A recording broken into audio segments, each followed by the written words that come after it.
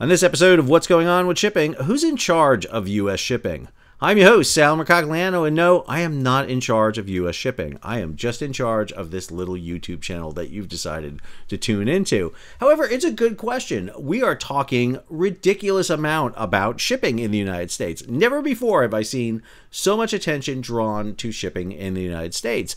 We've got a whole slew of pieces of legislation and executive orders out there. We have this from the White House, restoring America's maritime dominance. We have this, the SHIPS Act, Shipbuilding and Harbor Infrastructure for Prosperity and Security for America Act, introduced by Senator Mark Kelly, Senator Todd Young, Representative John Garamendi, and Representative Trent Kelly. We have this from the U.S. Trade Representative, a Section 301 report talking about how China is targeting the maritime logistics and shipbuilding sectors for dominance. That seems to be a lot of attention drawn to shipbuilding, but who's in charge? Because as far as I can tell, nobody is. And that may be a question as this goes forward. If you're new to the channel, hey, take a moment, subscribe to the channel, and hit the bell so you'll be alerted about new videos as they come out. All right. Well, there's a couple of entities out there that are in running to be in charge. Let's take a look at what I consider to be really the three top ones that should be considered out there. So the first one up for us is the Federal Maritime Commission. So the Federal Maritime Commission, FMC, is an independent federal agency responsible for regulating the U.S. international ocean transportation system.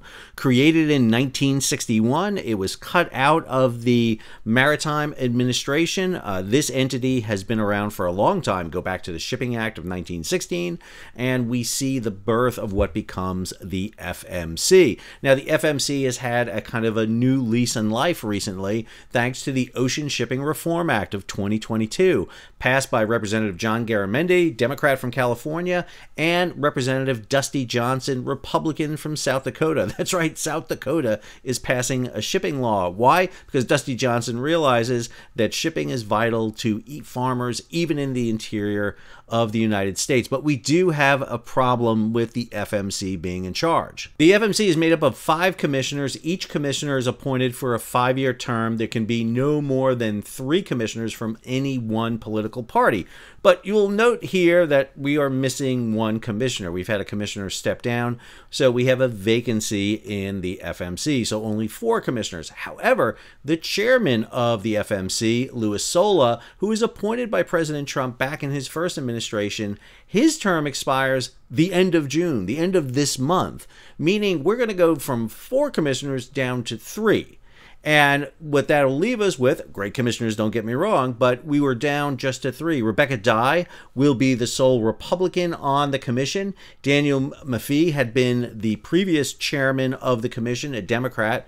He stepped down as chairman when Sola was appointed by President Trump to be the chairman, but he remained a commissioner. And then Max Vekich is the only other one, a Democrat also. So we'll be down to 3 commissioners. We're supposed to be at 5, and so we need to fill those spots. I can't think of anybody we can get to serve as a Federal Maritime Commission. Maybe they can look and find somebody interested. I think this face could fit in one of those circles.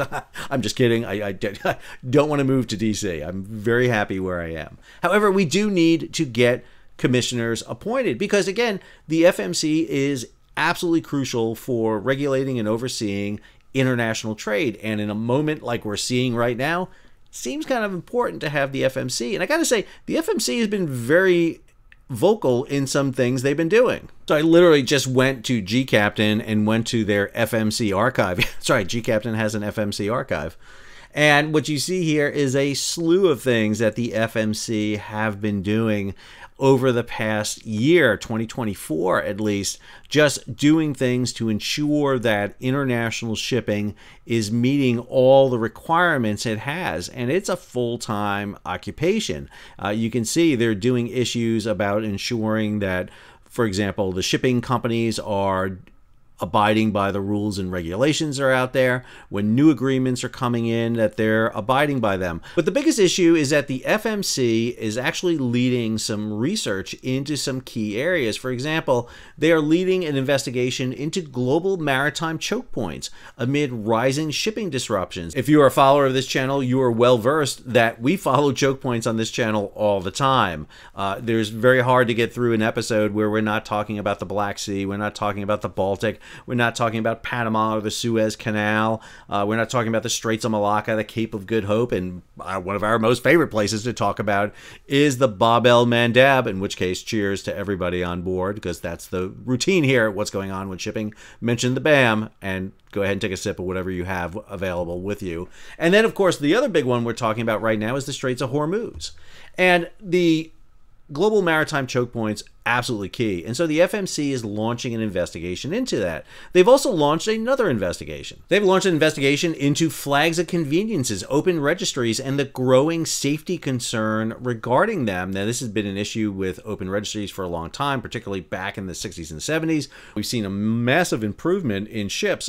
Doing a video right now on the Allianz report talking about the fact that we're down over a decade from losing basically one major ship a week down to 27 ships over the course of a year. That's a huge change in safety. However, we're starting to see an uptick in that. Just did a whole video on that talking about that. And the evolution of registries is really important. We're seeing the growth of ships out there, not just in terms of the size of vessels, but the number of vessels. This chart shows you that growth over the past roughly 20 or something, or excuse me, 40 years.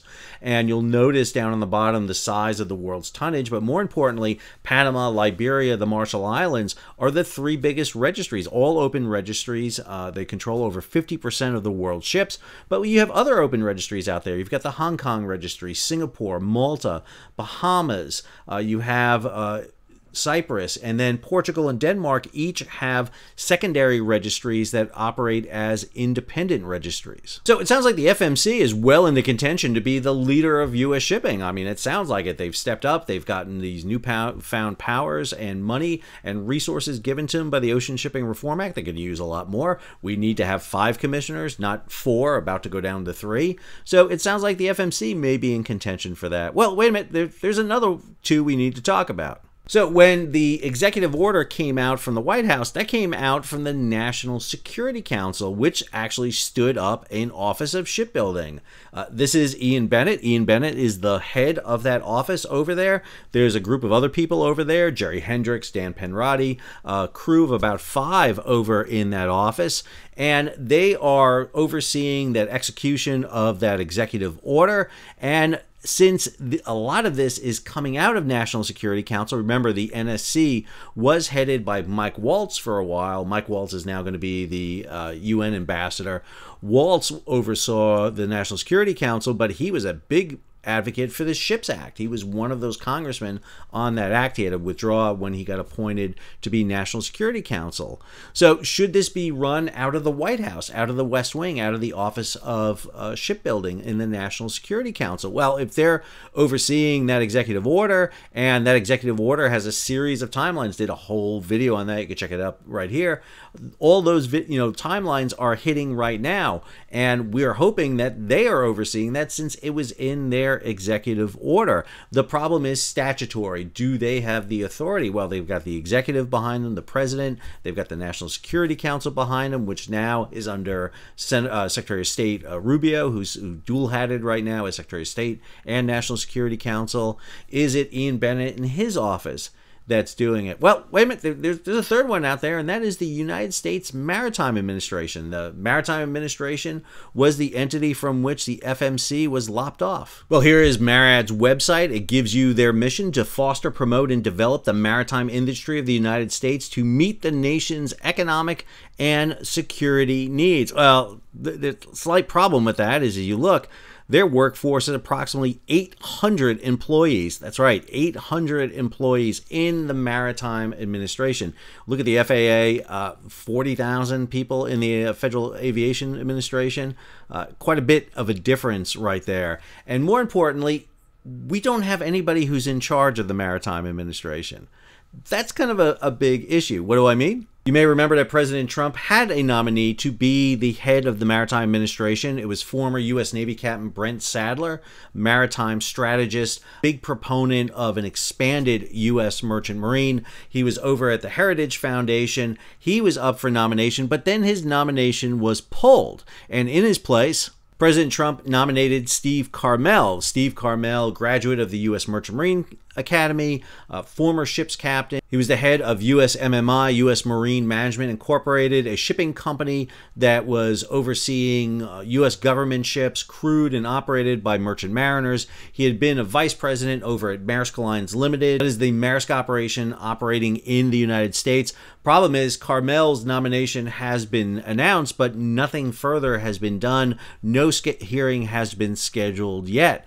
And if shipbuilding is of such importance, you really need to get this confirmation moving. But you do have the appointment of Sang Yi as the deputy administrator. Now, Yi is a graduate of the U.S. Merchant Marine Academy. He is also a naval reservist, but more importantly, he has 15 years of experience working on Capitol Hill, and so he brings a legislative background. We're still waiting for Carmel to go through the vetting process and to have his hearing. So right now we're facing problems across the board. There is no apparent head of U.S. shipping to do this. All three of these entities have issues if they're going to be in charge of U.S. shipping. Federal Maritime Commission just oversees international shipping, and they're looking at having only 3 of 5 commissioners by the end of this month. The Office of Shipbuilding is focused on shipbuilding, not really on operations of the U.S. shipping, and they're more focused on directing the president's executive order and trying to corral all the different cabinet posts to submit reports so that that can meet the demands. And then the Maritime Administration is already on its second appointee, waiting for a confirmation hearing that we're not sure when it's going to be. So right now, we're kind of in hold. And again, if shipbuilding and shipping is of critical concern to the United States, then the administration really needs to move on this. And let's be clear, this is a traditional problem. We saw the same thing back in the Biden administration. We saw the same thing in the first Trump administration. We saw the same thing back in the Obama administration. I mean, this just tends not to be a big priority issue, but we really need to get somebody to be the helm of U.S. shipping. I wish I could come up with a good name for you. We need somebody to helm this boat straight and figure out what we're going to do. Don't know what we're going to do, but we really need something. I hope you enjoyed today's episode. If you did, hey, take a moment, subscribe to the channel, and hit the bell so you'll be alerted about new videos as they come out. Leave a comment, share it across social media, and if you can, support the page. How do you do that? Well, you hit the super thanks button down below, or head on over to Patreon and become a monthly, yearly subscriber. Until the next episode, unless I get appointed Federal Maritime Commissioner or the head of the Maritime Administration, or the Maritime Czar Sal. Like that title. That's a good title. Not as Italian. It's not as Italian, although Tsar in Russian means Caesar. I think the Caesar Sal will go well. I think that would, Caesar of shipping. I like that. For that name, I will do it. I will do it. If I'm named Caesar of shipping in the United States, you've got me. Till the next episode, this is Sal, signing off.